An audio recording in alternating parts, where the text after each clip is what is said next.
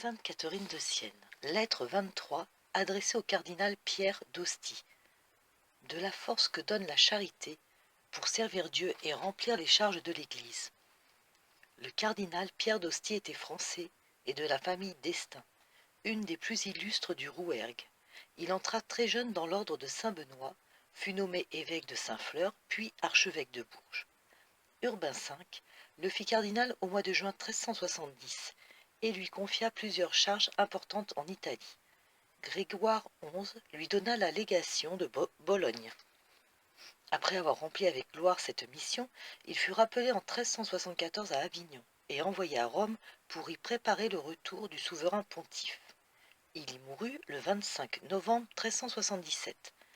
La lettre de Sainte Catherine fut écrite au moment de sa nomination à Bologne vers 1372. Par conséquent, notre sainte l'avait connue sans doute à Sienne même. Elle exerça sur lui une heureuse influence. Le cardinal d'Estaing fut un des plus dévoués aux véritables intérêts du Saint-Siège et contribua beaucoup, quoique français, au retour du pape à Rome. Très cher et révérend Père dans le Christ, le doux Jésus. Moi, Catherine, la servante et l'esclave des serviteurs de Jésus-Christ, je vous écris dans son précieux sang, avec le désir de vous voir liés par les liens de la charité, comme vous êtes liés par votre charge en Italie, ainsi que j'ai appris. Cette nouvelle m'a causé une grande joie, parce que je suis persuadée que vous pouvez faire beaucoup pour l'honneur de Dieu et pour le bien de la Sainte Église. Le lien de cette charge serait inutile sans un autre lien. Et c'est pourquoi je vous dis que je désire vous voir liés par des liens de la charité. Car vous savez qu'aucun effet de la grâce ne peut se produire en vous et dans le prochain sans la charité. La charité est le saint et doux lien qui lie l'âme à son Créateur. Elle lie Dieu en l'homme et l'homme en Dieu. C'est cette ineffable charité qui a attaché et cloué l'homme-dieu sur le bois de la très sainte croix. C'est elle qui apaise les discordes, qui unit ceux qui sont séparés et qui enrichit ceux qui sont pauvres de vertu, parce qu'elle donne la vie à toutes les vertus. Elle donne la paix et finit la guerre.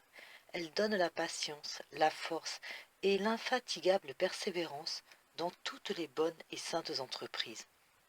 Elle ne se fatigue jamais, et elle n'est jamais séparée de l'amour de Dieu et du prochain, ni par la peine, ni par les injures, les mépris et les outrages. Elle n'est pas ébranlée par l'impatience, par les délices et les plaisirs que peut lui offrir le monde trompeur. Celui qui la possède persévère et reste toujours ferme, parce qu'il est appuyé sur la pierre vive, le Christ, le doux Jésus qui lui a enseigné à aimer son Créateur, en suivant ses traces. Il a lu en lui la règle et la doctrine qu'il doit adopter, parce qu'il est la voie, la vérité, la vie. Aussi, celui qui lit en lui le livre de la vie suit la voie droite et cherche uniquement l'honneur de Dieu et le salut du prochain. C'est ainsi qu'a fait le Christ, le doux Jésus. Rien ne peut lui ôter l'amour de l'honneur de son Père et de notre salut, ni les peines, ni les tourments, ni les injustices qui lui furent faites par notre ingratitude. Il persévéra jusqu'à ce qu'il eût satisfait son désir et accompli l'œuvre qui lui avait été confiée par son Père, l'œuvre de la rédemption du genre humain, et c'est ainsi qu'il put honorer son Père et nous sauver. Je vous demande d'avoir les mêmes liens, le même amour, et d'écouter la douce vérité suprême qui vous a tracé la voie, vous a donné la vie, la forme, la règle, et vous a enseigné la doctrine de la vérité.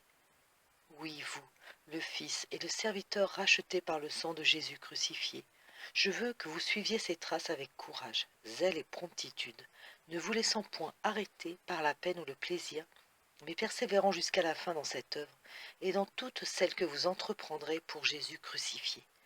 Appliquez-vous à arracher les iniquités et les misères du monde, causées par tant de fautes qui se commettent et qui outragent le nom de Dieu. Soyez affamés de son honneur et du salut du prochain, et faites ce que vous pourrez faire pour réparer tant de maux. Je suis persuadé que dans les doux liens de la charité, vous userez des pouvoirs que vous avez reçus du vicaire de Jésus-Christ. Comme nous l'avons dit, mais sans le premier lien de la charité, vous ne pourrez le faire et remplir votre devoir aussi. je vous conjure de vous appliquer à avoir en vous cet amour, à vous lier à Jésus-Christ crucifié et à suivre ses traces par de vraies et solides vertus. Unissez-vous aussi au prochain par des œuvres d'amour. Mais je veux, très cher Père, que nous pensions que si notre esprit n'est pas dépouillé de tout amour-propre et de toute complaisance pour lui et pour le monde, il ne pourra jamais parvenir à ce vrai et parfait amour, à cette union de la charité, car ces deux amours sont opposés, et si opposés que l'amour-propre vous sépare de Dieu et du prochain, tandis que l'autre vous y unit. L'un vous donne la mort, l'autre vous donne la vie. L'un les ténèbres, l'autre la lumière. L'un la guerre, l'autre la paix. L'amour-propre resserre le cœur tellement qu'il ne peut vous contenir, ni vous, ni le prochain, tandis que la divine charité l'élargit et lui fait recevoir les amis, les ennemis et toutes les créatures raisonnables, parce qu'il est revêtu de l'amour du Christ, et qu'il suit ses traces. L'amour-propre est misérable, il s'éloigne de la justice et commet l'injustice. Il a une crainte servile qui ne lui laisse pas faire son devoir. Par erreur ou par peur de perdre sa position, c'est cette coupable servitude de la crainte qui conduisit Pilate à faire mourir le Christ. Ainsi font ceux qui sacrifient la justice à l'injustice. Au lieu de vivre selon la conscience et la vertu, par amour de Dieu, ils suivent l'injustice et le vice dans les ténèbres de l'amour-propre.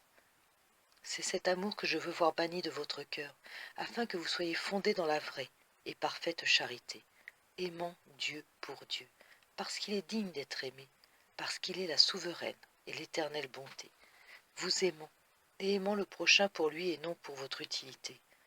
Ô mon Père, je veux qu'étant le légat du pape, vous soyez liés dans les liens de cette sincère et ardente charité, que mon âme désire voir en vous. Je n'en dis pas davantage. Fortifiez-vous dans le Christ, le doux Jésus. Soyez zélés et non pas négligents dans ce que vous avez à faire, et je verrai si vous êtes un vrai légat, si vous avez faim de voir l'étendard de la très sainte croix. Demeurez dans la sainte et douce dilection de Dieu, doux Jésus, Jésus, amour.